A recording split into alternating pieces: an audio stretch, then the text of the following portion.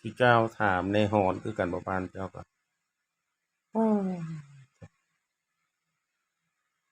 ตายแล้วเนาะอัดคลิปลิ้นไปซื่อๆได้สิเอาเข้าบ่ลองเบิ่ง YouTube แล้วมันเป็นจั่งใดวะกีดกันอยู่ตลอดเนาะโอ้ยเฮ็ดผิดกฎเลยเด้เบ้อเด้เอาคลิปก็บ่ได้เบ้อชีวิตตัวเองเบ้อชีวิตตัวเองก็ปานนั้นพูดแล้วเยอะอัดไปลองเบิ่งนี่สิครับมันก็บ่ได้อัดคลิปแต่เหิงนะก็บ่ได้วุ่นวายกับกิจการลำไรโคเป้จะขายเครื่องให้มันหมดแล้วพอ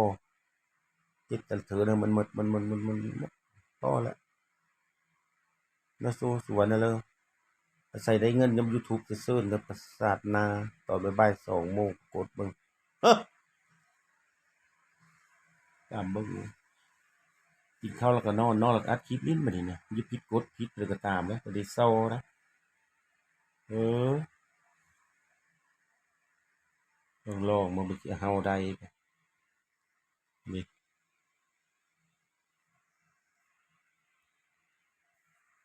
เมื่อยน้ำคลิปนะบ่ได้คือบ่ได้คือบ่ได้คือบ่ได้คือบ่ได้คือบ่ได้คืออันนี้ก็อ๋อเออ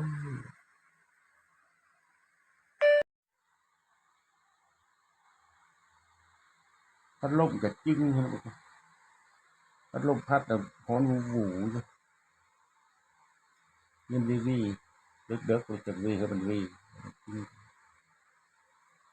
โอ้ยบ้านเจ้าก็หอนอยู่บ่ซู